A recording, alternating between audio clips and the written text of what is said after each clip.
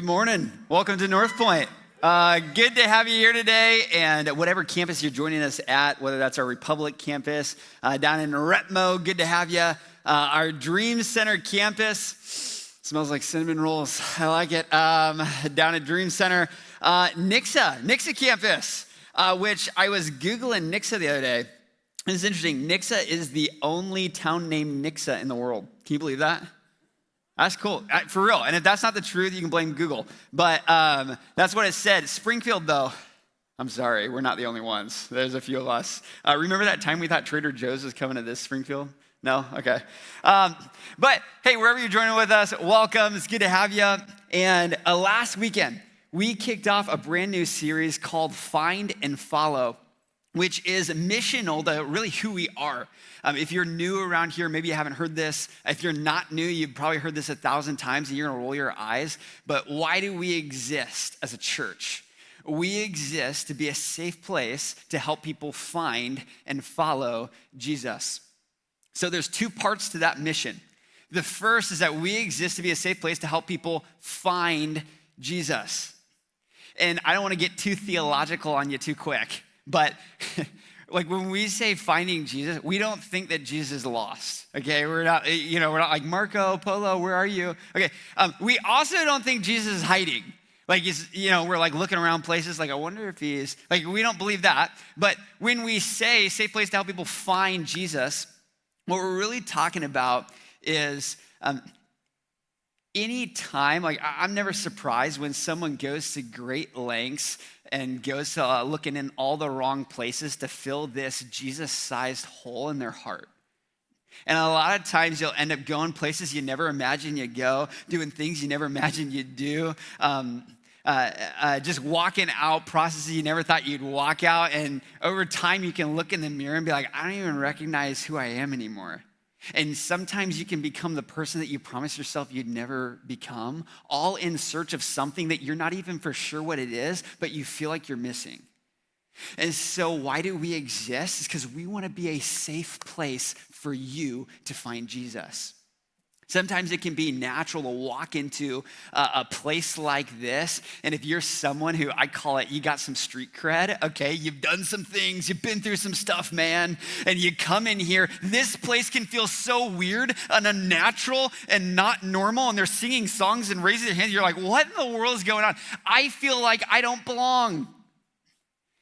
That's why we want to be a safe place to help you find and follow Jesus. We're not just for the religious elite. We're not just for those that have perfect attendance. We're not just for those that look like they have their life all put together. That's not, we're for, I like to call it those people. And I don't know who those people are for you. I don't know when I say those people who pops in your head. Maybe you think of, you think of the kind of people that have those hurts or those habits or those hangups or those addictions. Maybe you think of those people that vote that way. Oh, maybe you think of those people that post those things on social media that just makes your blood boil and you're like, I can't believe it. Maybe those people are the people that listen to country music. Ew, right? Like, I don't know who those people are for you. Maybe you're like, hey, I'm one of those people. Well, then you got a different those people. Maybe those people for you are the people that hide their mess to impress those around you. And you're like, that's so fake, those people. Maybe those people for you are the cynical and skeptical type. Maybe those people for you are the judgmental, grumpy type. And here's what we want to be: a safe place to help those people find Jesus. And what's interesting is when I say those people, your face probably popped in somebody's brain. I know when I said those people, probably somebody's thinking John Martz. I can't stand that guy. I just hope it's not my wife, okay? Like, I'm fine if it's one of you, but seriously, those people, and again, I think a lot of it, like, it's natural for a church to be the kind of place that sets up like a country club that makes it feel like you gotta believe like us, you gotta behave like us to belong with us. And that's a tough place to be. In fact, one of the first things I wrote down was this, is that this is kind of the yucky parts of religion. Religion says change, and then you can follow me. Sometimes that's what religion says. Religion says change, and then you can follow me. Religion would say, hey, clean it up first. Get your life together. Figure it out. Make this work. Hey, be more disciplined. Be smarter. Be stronger. Quit having these problems. Stop doing that. Start doing this. And then once you change enough, you can be accepted in a place like this. And over time, if you're not careful, a lot of churches, that's unintentional, but they become the kind of place that this is the best place to perform. This is the kind of place that you got to earn your spot, that you got to behave this way so that you belong with us, and it's gross. And here's what it leaves you thinking, right? Because it creates two kinds of people, the kind of people that get really good at faking it, or the kind of people that walk away.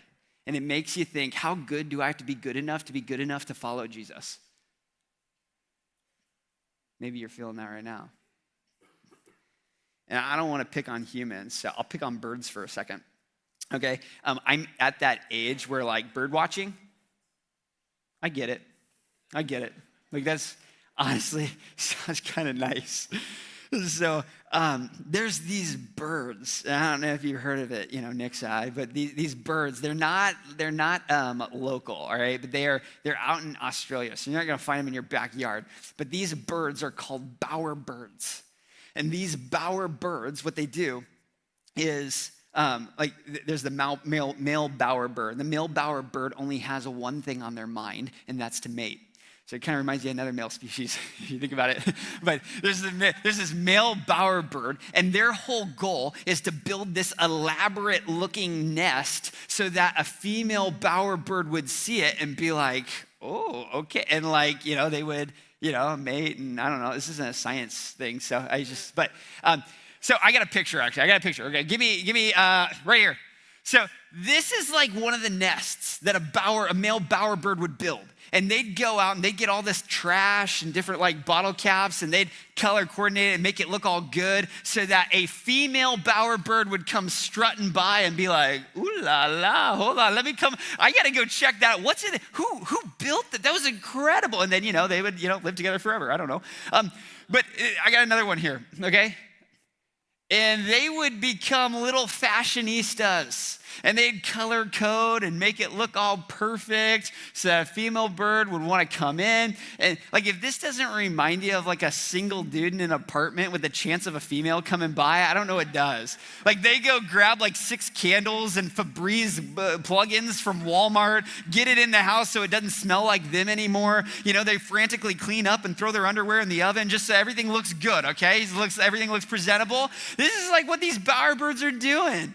In fact, bowerbirds will go to even greater lengths. Show me this next picture. I mean, nothing's off limits. Anything to impress that female bowerbird, they'll do it.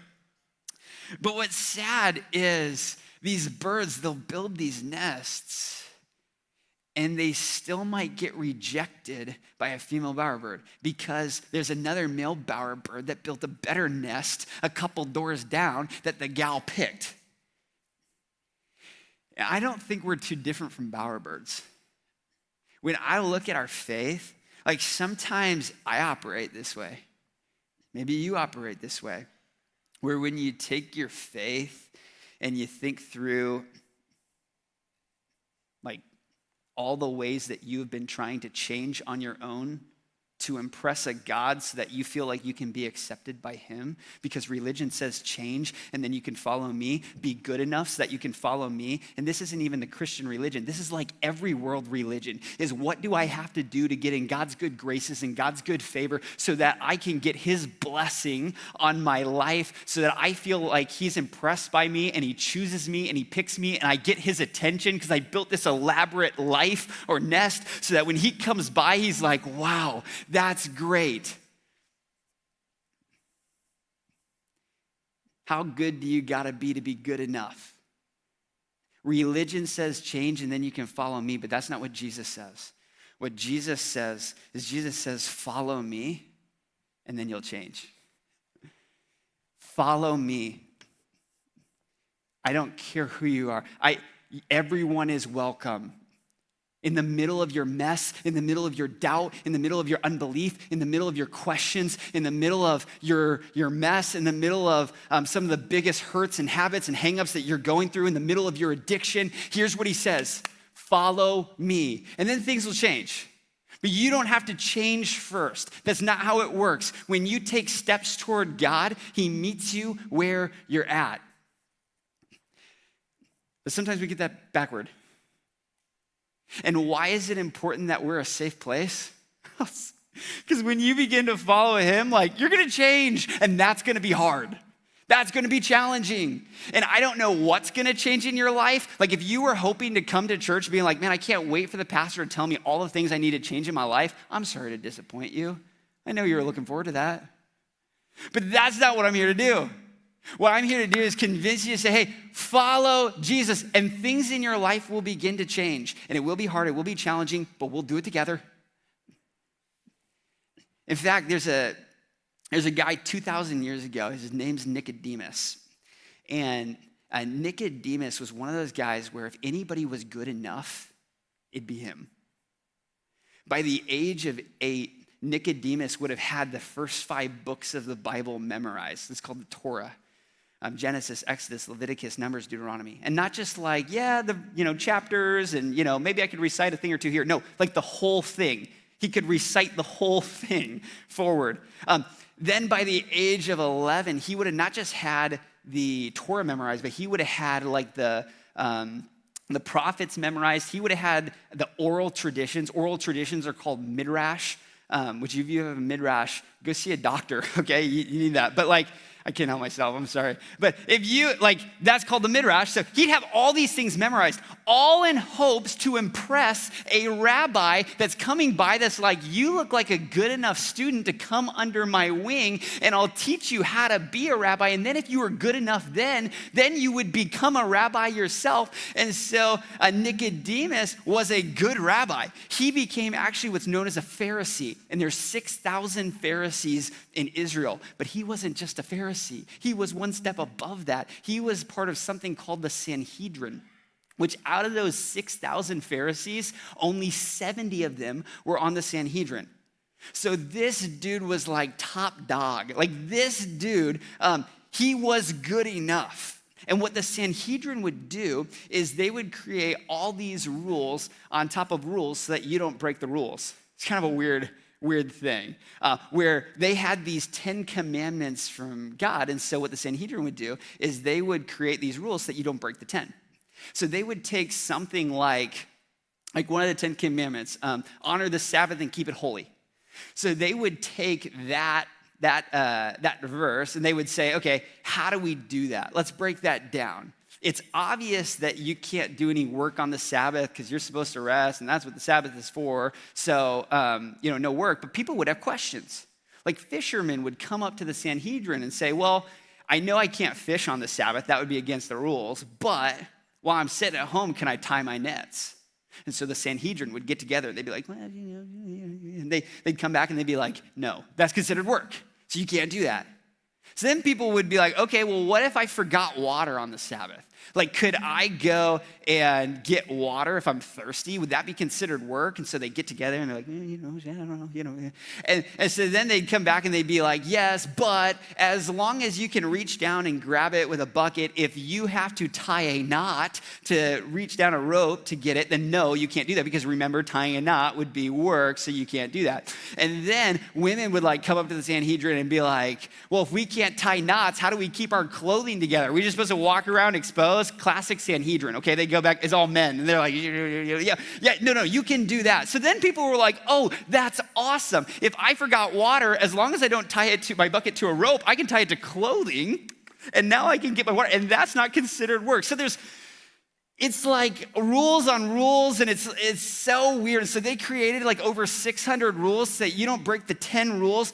And that's so foreign to us because, to be honest, some of us are like, well, I live by the 10 commandments. I'm like, cool, name all 10. You probably can't, if I'm just being honest. We don't live that way anymore, but they did. So if anybody was good enough, it's Nicodemus. Nicodemus created the law. He helped live out the law. He helped enforce the law. This is a dude who was good enough,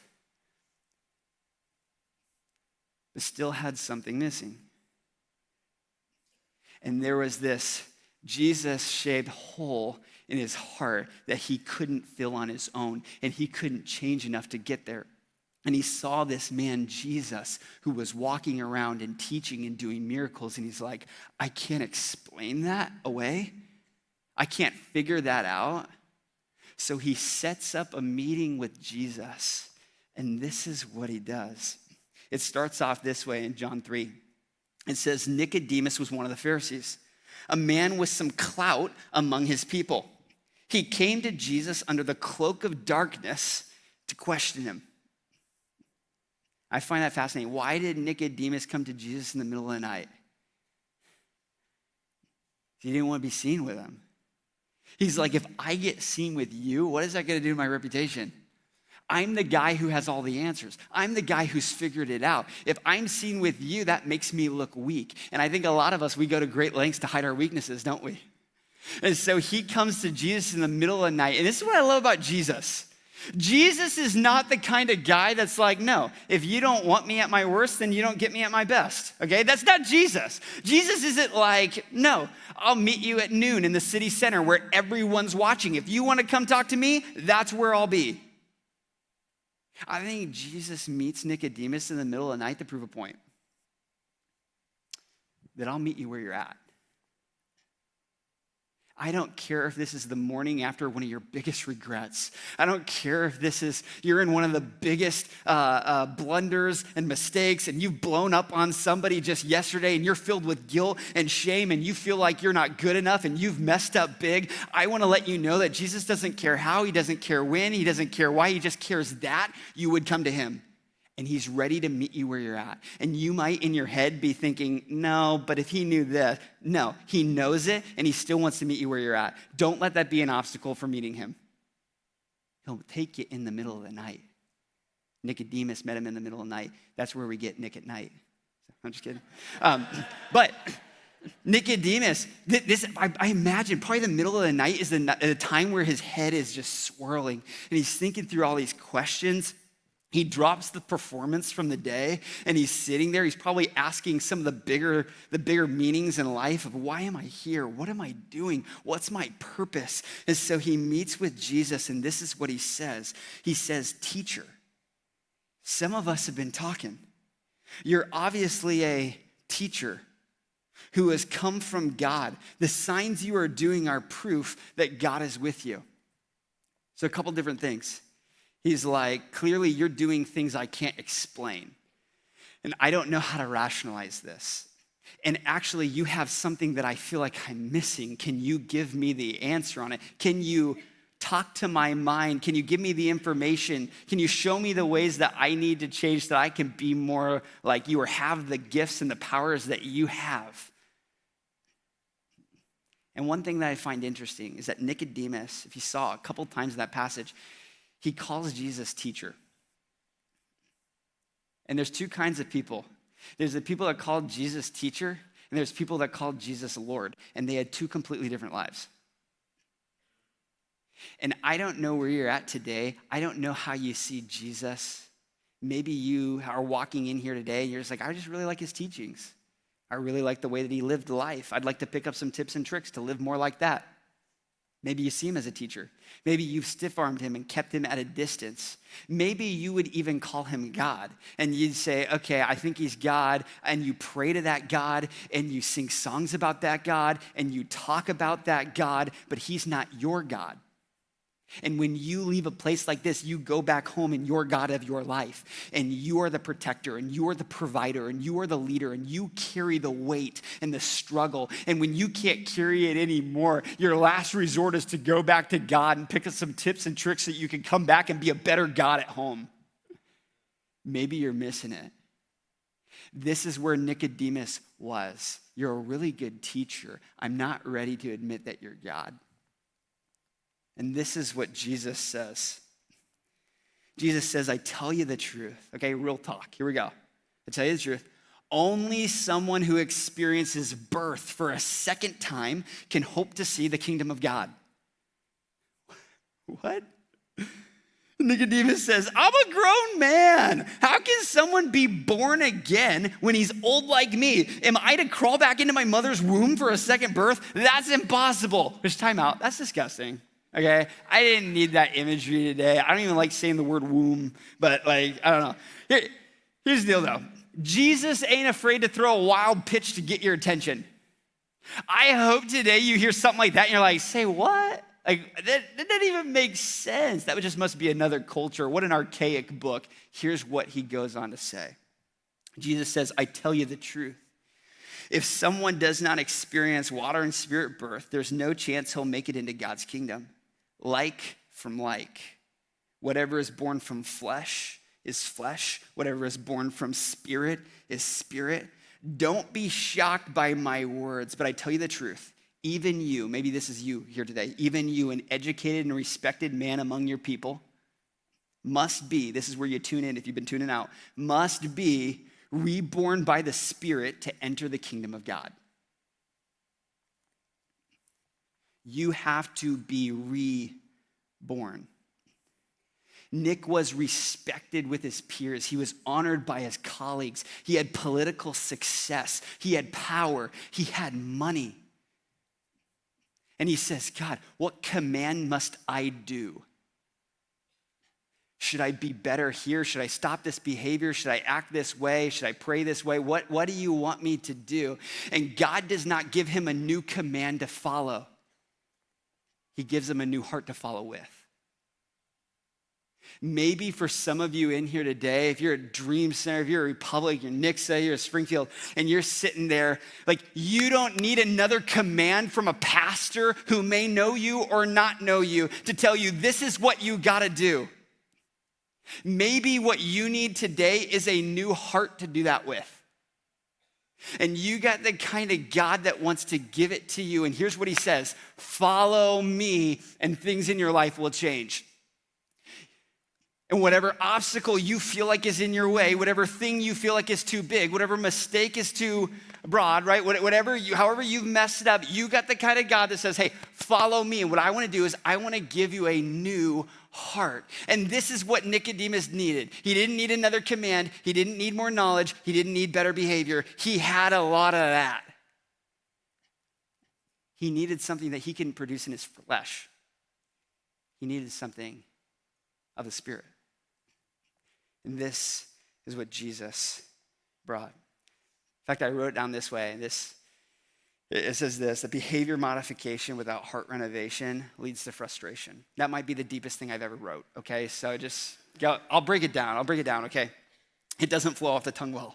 But behavior modification, change, do better, be more disciplined, figure it out. If you can change your behavior enough, but behavior modification without heart renovation, something actually happening inside your heart, if you change all these external things, but nothing changes internally, you are going to leave feeling frustrated. And ultimately, that's how Nicodemus left. There was no wild conversion story. There was no like he didn't get down on his knees and he's like, oh my word, I've been calling you teacher, but you're Lord. This is why, no organ played and he came down front and people clapped and they handed him a Bible. That didn't happen. There was no giant conversion radical experience. Last week we talked about Peter and he dropped his nets and followed Jesus. Awesome. But I think for a lot of us in here today, we would relate to Nicodemus. It's not just this heavens opened up and I became a Christian and that now my life's been perfect ever since. You're like Nicodemus where you show up to Jesus and you're curious. You're a little cautious. And ultimately Nicodemus left conflicted. But here's what I love about the story of Nicodemus. Even though that's the end of the scene, it's not the end of the story. And Nicodemus, one of the things he chose to do, even at the beginning, which I think is important for us, is he chose to walk it out over waiting it out. He's curious, so he comes to Jesus. He's cautious. He meets him in the middle of the night, and Jesus is like, I don't care, whenever, however, wherever. Let's do this. he gets some information that he understands he can't do on his own, and he leaves conflicted. But he took a step that night. And maybe for some of you, what you've been waiting to do is you've been waiting it out. You've been like, I'm waiting for God to just show up in a magical moment and take me away and explain life to me and show me my purpose, and then I'll follow him. Here's what we would call that. We would call that, I borrowed this from my daughter, we'd call that a magic trick. And what you want is you want Jesus to wave his magic wand and just, oh, my bad. Here we go. There we go. Okay. We want to take, nope, I didn't get it. Okay. The buttons are tough. My daughter knows this way better than I did. And do not ask to borrow it. She wants it right back. Okay. But sometimes, okay, good. We'll take, here's what we want Jesus to do, okay? We want him to come into our life, and would he just like, boop, change this, boop, fix this. Hey, would you come in and would you adjust this situation that's feeling kind of heavy? Boop. Hey, would you come in and would you just like fix my financial situation? Boop. I don't know if you've ever prayed a prayer like that. Jesus, would you come in? I'd love to have a six-pack. Boop. You know, my body, not like so, but yeah, I know. But Dream Center, I know what you were thinking. Okay. But sometimes you do something like that, and I don't know if you've ever prayed a prayer like that, where you're like, God, would you just, like, I'm tired of being single. Would you just plop, a bower bird right out over, boop, that I don't want to be single no more. Some of you pray and you're like, I'd like to be single again, God. Boop, can you just, I'm kidding. Don't do that. Don't pray that. But it's the truth. So many times we pray these prayers and we're like, God, can you do a magic trick on my life? But the reality is, God doesn't do magic, he does miracles, and there's a difference. But they start off pretty similar, but they end differently. A lot of times when it comes to a magic trick, there's 3 parts to every good magic trick. The first part is called the pledge. This is when you take an ordinary object. You take like a deck of cards, you take a hat that's normal. You take a person that's ordinary, that's average. You let the person take a look at the thing. You're like, oh yeah, this looks exactly as I see it. There's nothing spectacular about it. There's nothing out of the ordinary. It is as it is. And then there's the second act to every magic trick, and that's called the turn. This is when that ordinary thing, it disappears, or maybe that person gets sawed in half. All of a sudden, all of the realities that you thought were true is broken, and you're like, I can't explain this. I don't know what's going on. This is crazy, but like, this is not how this is supposed to work. This is wild, and you're kind of dumbfounded. You're like, I don't even know how to process this. But no one claps at that part because it's not the end of the trick. In magic, there's a third part, and it's called the prestige. And this is when that ordinary thing that became unordinary returns back to ordinary, right? The person that gets sawed in half, well, they come back together, and they're like back to normal. That, rabbit that gets pulled out of the hat goes back into the hat, and the hat's just a normal hat again. You're like, wow, that's crazy. And for some of us, this is what we want with God's life, or, with God to do in our lives, is would you just, boom, put things back to the way that we were. The reality is, a miracle is a little bit different. A miracle starts the same. It starts with something ordinary. Maybe it's an ordinary life.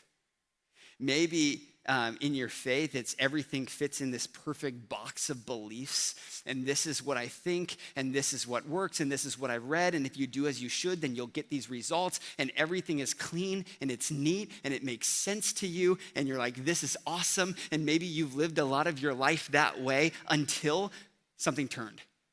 And all of a sudden, the thing that you thought was true is no longer true. And you don't understand why, because you've been playing by the rules. This is the way it's supposed to work. Maybe you've been praying over and over and over, and God isn't answering your prayers. And you're like, what in the world is going on, God? That's not the way this is supposed to work. Maybe for some of you, you got a diagnosis that you're like, no, hold on. I've been doing all the right things. Why am I getting this? This doesn't make sense. This isn't fair. This isn't the way that it's supposed to go. Maybe for some of you, you're going through a divorce and you're like, God, I feel like I'm following you.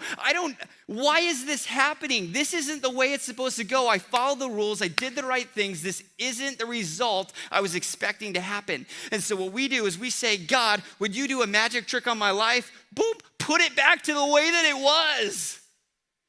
Can we go back to the honeymoon phase? Boop, where we don't fight anymore? God, can you fix this diagnosis? Boop, like I never had it in the first place? God, would you do a magic trick on my life? But God doesn't do magic, he does miracles.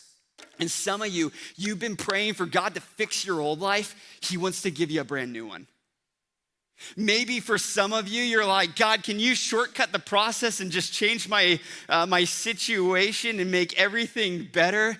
And God's like, no, there's some inward things that are going to change inside of you, and that's going to be miraculous. Some of you are asking God to remove the circumstances you're in, and God's like, no, I'm going to change your heart, and I might even use the circumstances to do that. God does not want to fix your old life. He wants to give you a brand new one. He wants to give you a new heart. He wants something to be reborn in you, maybe for the very first time. And there's even a famous verse. We've been reading in John 3. A lot of you, might be one verse you know in Scripture, and it's also in John 3. It'd be John 3:16. It's right after this verse with Nicodemus. And it says, for God so loved the world that he sent his only son, that whoever believes in him should not perish, but have eternal life, a new life, something reborn, to be born again. It's been under our nose the whole time. God does not say, I sent my son so you can have your old life back. He says, no, I want to give you a new life. I want to give you something even better. I'm not trying to do a magic trick on your life. I'm trying to do a miracle. And it says God didn't send his son into this world to condemn this world, to point an accusing finger at them. He sent his son to save the world. And as you receive this new heart from him, when you follow him and you get this new life, he wants to partner with you to put this world back together. That's what we would call a safe place for people to follow Jesus. That's the second part of our mission. And as something comes alive inside of you and is reborn inside of you, God's going to use that new heart that he gives you. All of a sudden, that joy that you begin receiving, he's going to use that as a conduit to bring joy to those around you. That love that you're receiving, you're going to go live like you're loved. And you're going to show love to even the people that feel the most unlovable. That peace that you receive that surpasses all understanding, that surpasses others' understanding as well, can be transferred to them because of your heart. Not because you're God, but because God is inside of you. And he's giving you a new heart. In fact, last thing I wrote down is what Jesus was sent down to do, we're sent out to do. What Jesus sent down to do, we're sent out to do. Not point a condemning finger at those around us, not to say, hey, you need to change, you need to shape up, you need to be better, figure it out, and then you can follow and believe like and belong like us. No, he came to save the world, not point an accusing finger at them, not to condemn them. Follow me, and things will change. When I look back at Nicodemus' life, even though that was the end of the scene, it wasn't the end of the story. And Nicodemus takes steps after step after step in the background. In fact, he goes back to the Sanhedrin and he begins to defend Jesus. He puts his reputation on the line. He begins to stand up for him. He begins to start aligning himself in Jesus's ways instead of his ways.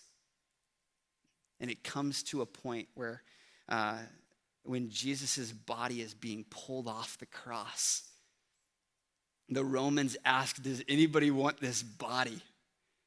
Nicodemus in the back of the crowd's like, I'll take it. And that's when Nick at night became Nick at noon. Where he's like, God, I'm not afraid to be seen with you anymore. I choose you. I follow you. And you've given me a new heart to do it with.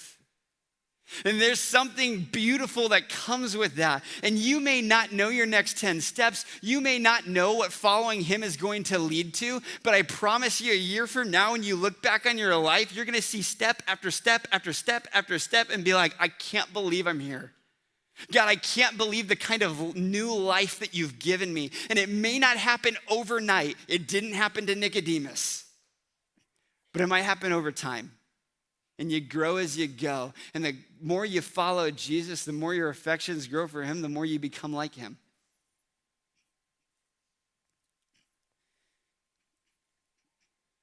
For some of us today, maybe this is our story. Maybe you're curious like Nicodemus. You say, I'm interested. I don't know what this looks like, but I got questions. Hey, follow him. Follow him. You may actually leave with more questions than answers, but follow him. Maybe you say, hey, I'm cautious. I'm holding him at a distance. I see him as a really good teacher, but I don't know if I want him to be my God. I don't know what's gonna change in my life. I'm a little nervous about that. Hey, begin to follow him. Begin to follow him. Maybe for some of you, you'd say, I'm conflicted. I feel like I know a direction I need to go, but I don't know if I want to go there. What would it look like to follow him? Maybe for some of you say, hey, I'm ready to be courageous, like Nicodemus. Here's what I know. No matter where you feel like you're at on your faith journey, don't let that be an obstacle to follow him. Don't let that be an obstacle for him giving you a new heart and a new life. And through that new life, he's going to change you. He's going to change those around you. And it's going to be something beautiful. And I'm excited for you to report back and tell me the story. Well, let me pray at all of our campuses that we would be able to do that. God, I'm thankful that you take us where we are. You meet us where we're at. You don't require this significant change before we come to you. You don't require that we clean up our mess and we figure out our life and then add you onto it. You say, follow me, and you change our lives. And Lord, I don't know what's going to change. I know nothing's off limits. But God, I pray that you give us the courage, the boldness, even in our caution, even in our curiosity. God, that you'd be guiding us, that you'd be leading us. And Lord, thank you for a church like North Point that partners with people to say, let's follow together. It's not going to be perfect. It's not always going to make sense. It may not be magical, but God, I just believe you're going to do a miracle in so many people's lives as we begin to follow you. In your name, amen. Amen. Well, at whatever campus you're at, I want to invite the ushers forward. I know Dream Center, you've got the buckets on your table, but I want to walk through the connection cards that are in each one of your seats or at your table. That is our way to, well, they're called connection cards. It's our way to connect with you. So nothing too crazy about it. But if you'd write your name, there's an opportunity for you to write a prayer request or a next step. Maybe for some of you, you're like, hey, I've been trying to clean up my life. I've been trying to change some things. And like, I think I just need to follow him. And let's see what changes. If you would, on that connection card, mark that first time guest box, or making a new decision to follow Jesus. And if it is your first time too. But if you do that, then we want to send you some resources this week to walk through, hey, how do you follow Jesus? What would that look like in my life? And we'd love to partner with you. In just a moment, we'll drop those cards in the buckets, but it's also our opportunity to give. And I would say a huge thank you for those of you who invest in and through North Point. It makes a big difference. One of my favorite things to do is we just posted that baptism video on our social media this past week. It's just a reminder of all the lives that are being changed, all the lives that are being transformed as people follow Jesus, and none of that is possible without your generosity. And so thank you so much for what you do. As well, if it is your first time here, we'd love to know that. If you'd mark that box that I said earlier, okay, the first time guest box, as I've been blabbing about this card, okay, that first time guest box, if you'd mark that, this isn't the time that like I do a big giving sermon, okay? I'm out of time, thankfully. You're welcome. But like, I'm not trying to convince you to give. In fact, no pressure to give if it is your first time. We'd like it to make a donation in your honor to a local nonprofit. So just by showing up today, you can know you made a difference in someone's life. Just mark that box. And what we'll do is you'll get an email on Monday, and you get to choose a local partner, whether you're at Dream Center, or Republic or Nixa or Springfield, we've got local partners at each one of our campuses that we partner with that make a difference in our community. And so we'll make a donation in your honor. So I think that's pretty cool. So ushers, you can go and pass those buckets. Dream Center, you can drop your cards in the bucket at your table. And I want to kick it back to our campus hosts.